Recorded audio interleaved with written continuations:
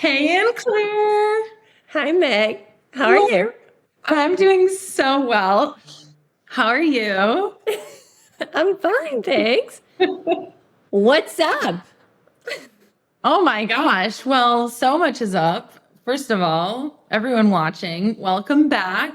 We took the summer off and we are currently starting to plan season 2 of the Meg and Anne-Claire Show. So this is a little bit of a catch-up episode, not as in ketchup and mustard, but catching up with us.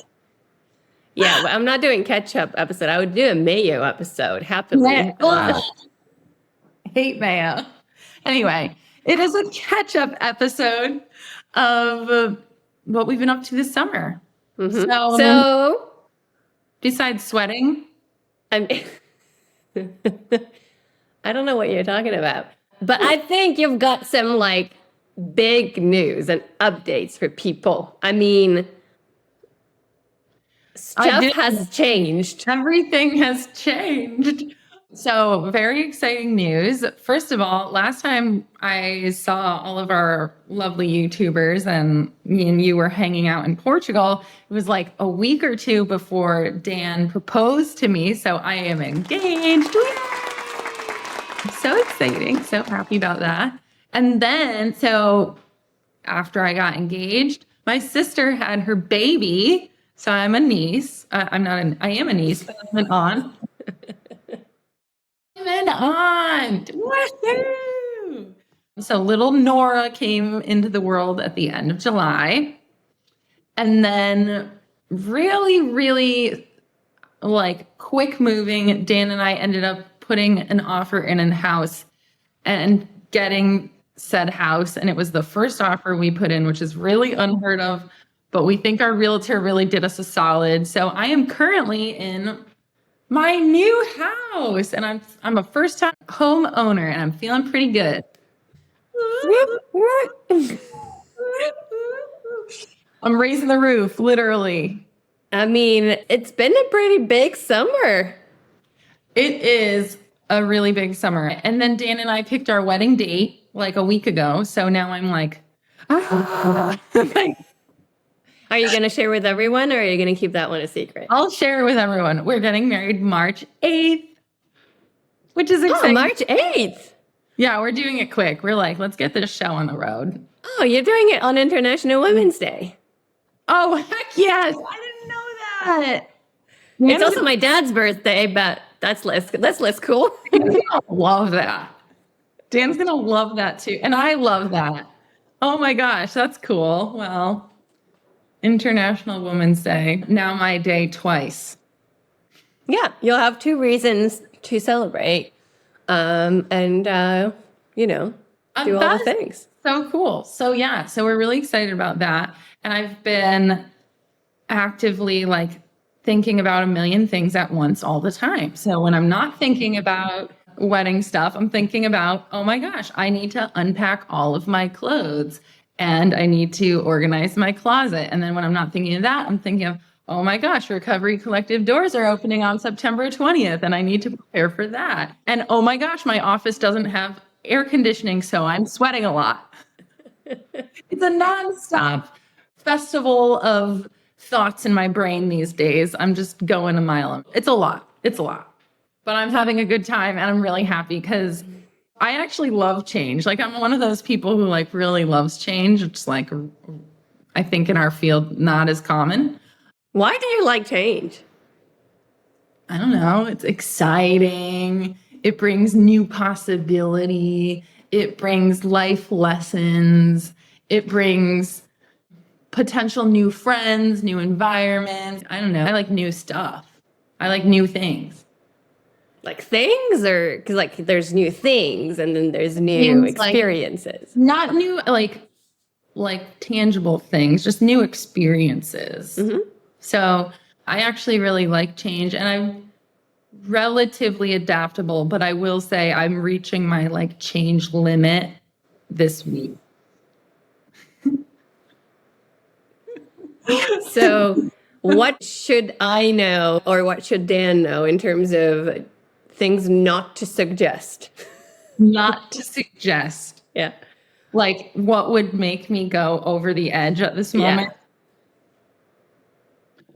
You know, any sort of trip right now, like if we were going to do a weekend trip this weekend, I'd be like, no, I have so much to do right now.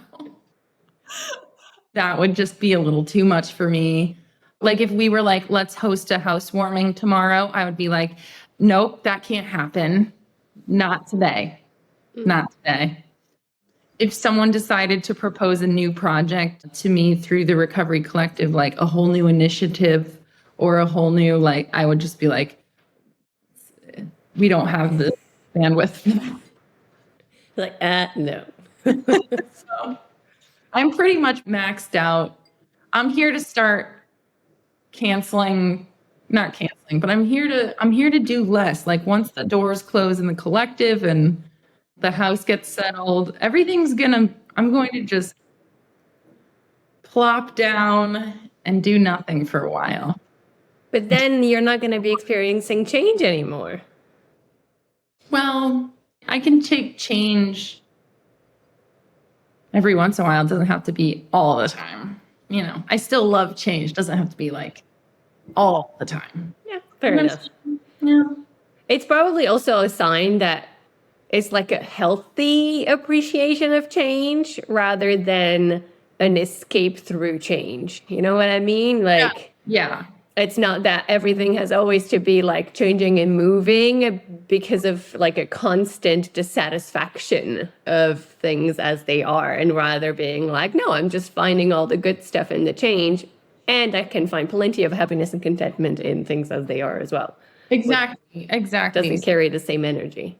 Yeah, this is a healthy reaction to being stuck in a non-moving relationship for 5 years previous to meeting Dan. So this is literally a direct reaction to feeling stuck and having no change for a very long time. So I'm like fully embracing it. And yeah, it's not an escapist thing because I'm looking forward to the moment it all slows down and I can relax and like feel into what it feels like to be in the new house, like cuddling on the couch with Luca, our dog, and, you know, all of those things. It's like soon the energy will slow down and I'm excited. But in general, I am a fan of change. Are you a fan of change?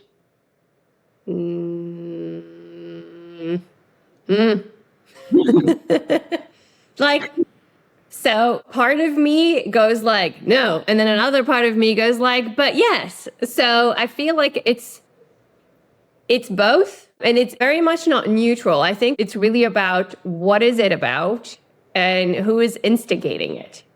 I think I'm one of those people who does not like the feeling of not being in charge of change.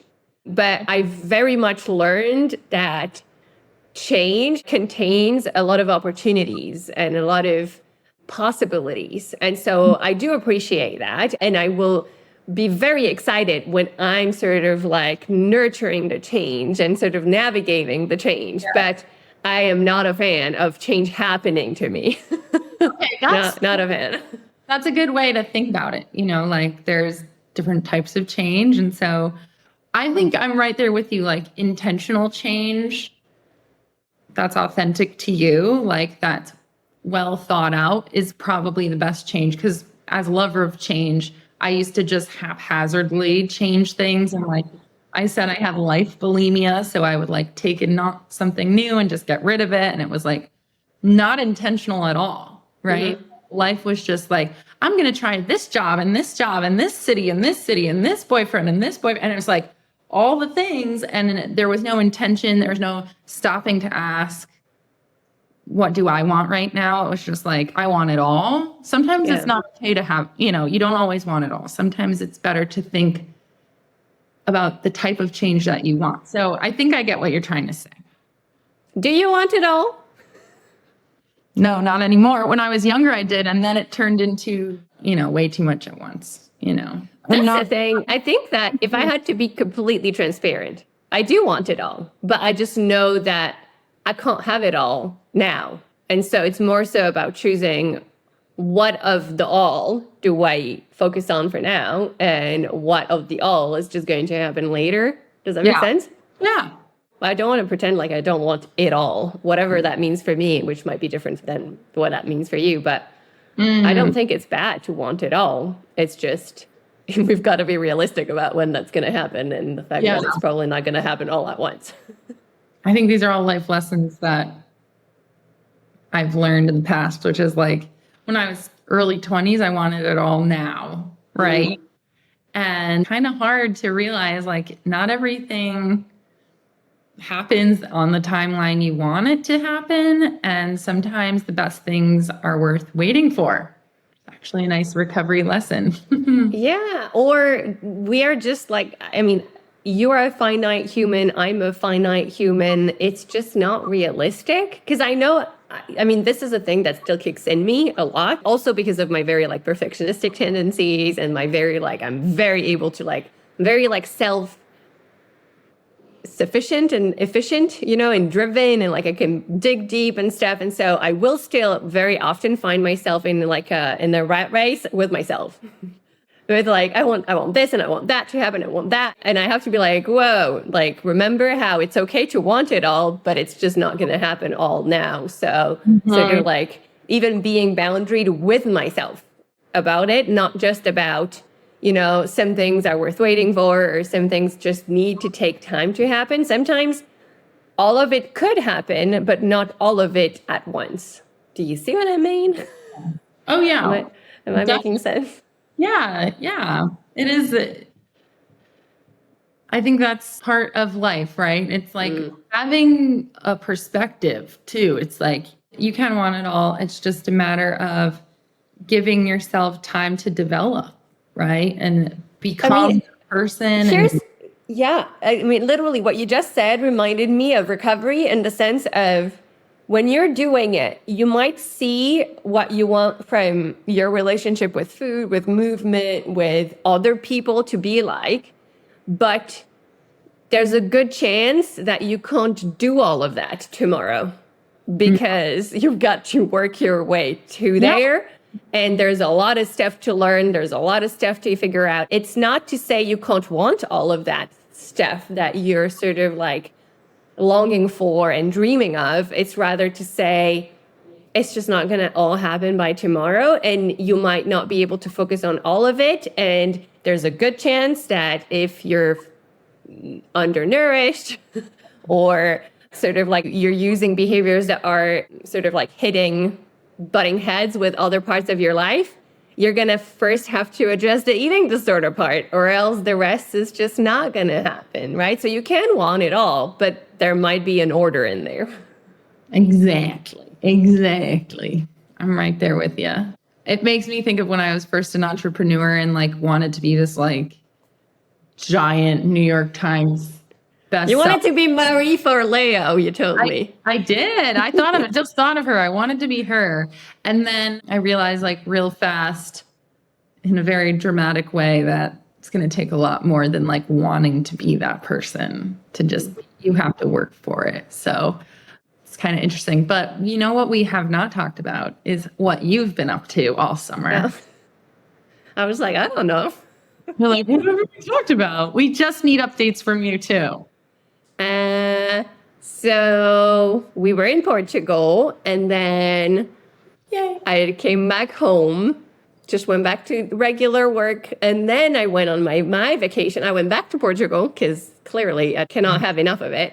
And then I walked the Portuguese Camino. So it's like a long distance walk from Porto in Portugal all the way to Santiago de Compostela in Spain.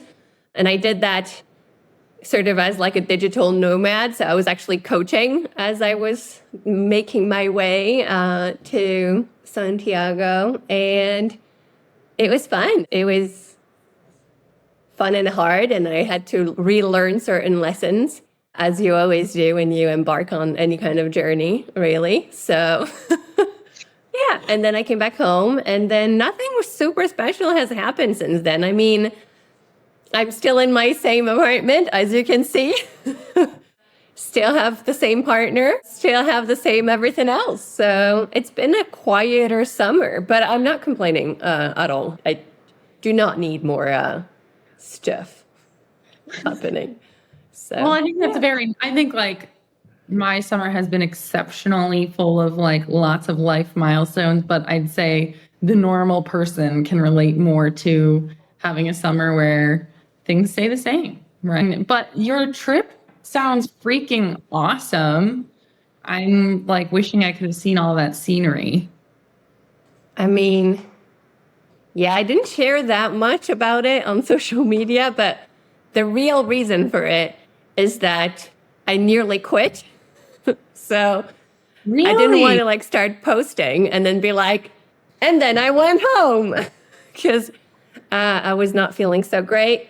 And so I was like, I literally, there's this one day where I called Steven, my husband, and I was just like crying. I was like, oh, I want to go home. And then I was like, I looked at the tickets. I could go back to Porto and go on a flight. And then he was like, I don't think that's what you really want to do. I was like, you can, but like, just sleep on it. And then like, you'll see. And then I didn't do that. I finished the whole thing, but I had to adapt it in certain ways, which was fine. And like I said, I had to relearn certain lessons, but because of the whole like internal turmoil as part of it, I was just like, you know, also, you know what I mean? Like, I was just like, I don't know, because I don't like performing a thing that isn't true. And also, I just wanted to be with my experience. And so I just sort of like had my experience, lived it instead of performing it for others to see. And that means that I didn't actually share as much as I thought I was going to share. But I've got a bajillion pictures and videos and whatnot, which I might at some point collage into something. So yeah. Yeah, I think you bring up a really good point. Like, just because it's not on social media doesn't mean it didn't happen, right? That it definitely happened. Like, things, it sounds like a very amazing experience, but also really intense. What would you say is the number one lesson you learned from that trip? I mean, none of them were new. You know, like the simplest lessons in life, we just are confronted with, or they confront us.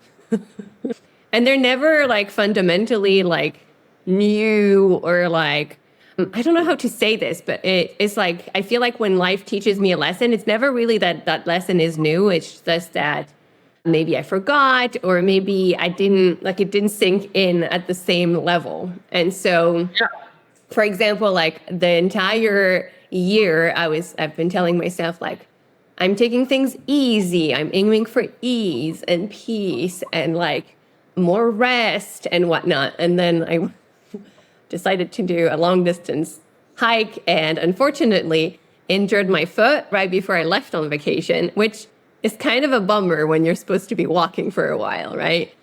And I definitely went like, it's going to be fine. I'm going to rest for a few days when we're traveling first with my husband, and then my foot will totally be fine. And it was fine-ish, as in like I had to be much more careful than I thought, and I had to go much slower than I thought, and I had to hop on a bus a few times because I was like, I'm just too tired.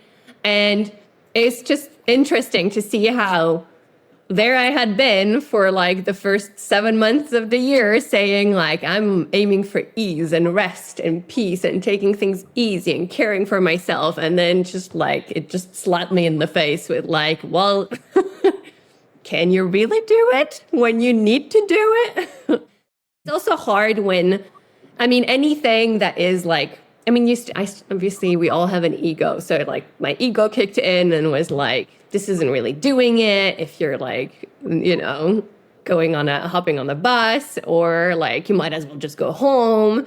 And so like, you know, I kind of sat with all of those feelings and those thoughts, and I cried.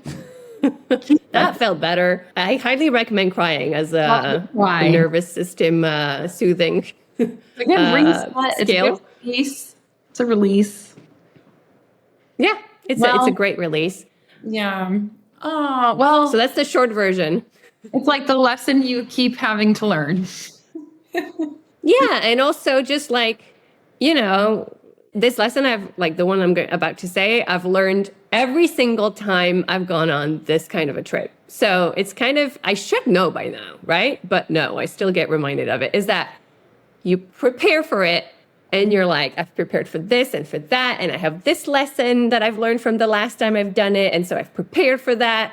And it's always something else. It's just like, it's always going to be different than what you were planning, expecting, etc. So for example, I'm going to give like a very practical example. I had planned for blisters and like all of that side of things. I was like so prepared. I didn't even need to use all the stuff that I had. And I thought I was going to like run out of stuff for my blisters and my feet and whatever. And I was just like, you think, you think you're all prepared, but not everything is about being prepared and planning everything. And that's true in life as well, is that at some point you just have to show up and trust that you will figure it out as you go. And you will use the tools that you have, or you will build the tools that you need, or you will just figure it out. Because I was very prepared. I had planned a lot of stuff, especially because I was working as well. And yet it wasn't enough. Not because I didn't do enough before, but just because some of it you just have to live first in order to just, go through it. So yeah. Wow. That was the other reminder that was thrown in my face. That's amazing, though, that you can take so much from that experience. And it makes sense because I hear the Camino is actually a very spiritual experience. It just like causes people to learn more about themselves in probably ways you wouldn't expect. So that makes a lot of sense. Well, amazing. I feel like this video is getting rather long, so we should. We're going to make a short introduction to season 2. We should probably let the people know what to expect and when quickly before we wrap this up. Yes, let's do that. So timeline-wise, all these wonderful people must know, first of all, the doors to the Recovery Collective are opening September 20th. And they are closing October 1st, meaning you have a span of 10, 11-ish days to get yourself inside our community so you can work with us for a pretty reasonable, affordable rate every month in a private way. It's amazing inside this community. So go to our website, which is listed in the show notes, to get yourself on the waiting list. But next week, we have another bonus episode with the fabulous Talia oh my God, I've been saying her last name incorrect. It's Chikele, right? I'm not going to correct you. I'm not going to even try. Okay. Well, I'm going to let you do that. I've been calling her Talia Sichele, and I think it's Chikele. Yeah, it is. So I did not, I fudged that one. But anyway, Talia is one of our most beloved humans inside the collective. She will be joining us. She's our first guest on the Meg and Anne-Claire Show. So tune in next week for that. And then once those 2 videos are out, Anne-Claire will be welcoming all the new members into our community and taking time to do that. Once the doors are closed, we will be putting our heads together and planning season 2, which will be launching sometime in October. So hang tight, everyone. We have not left forever, just for now. And we stopped to just give you guys this catch-up episode and a bonus episode next week. How did I do, Anne-Claire? Magnificently well, Meg, as always. Oh, you mean magnificently? Magnificently. This is going to be your word for the season. Magnificent. And I'll be your AC unit because you're very warm and sweaty. So, like I've been saying, I will say this until it starts to get cold. I do not have air conditioning in this new house. The office is the hottest room in the house, and the only AC I will have is the one sitting in front of me. Aren't you lucky? I'm so lucky. You're my own AC unit. I don't think you work very well because I'm sweating. It's like, work better, goddammit. Better. I just tried to turn down my temperature in here. It doesn't work. You're not working. I need to get this fixed. No, I'm just kidding. Thank you, Anne-Claire. Thank you, Meg. I'm so looking forward to jumping on the season 2 bandwagon. If anyone, by the way, has special requests, we're currently planning season 2, so don't hesitate to drop questions, requests in the comments below, and we'll see everyone soon. All right. See you all soon. Bye. Bye.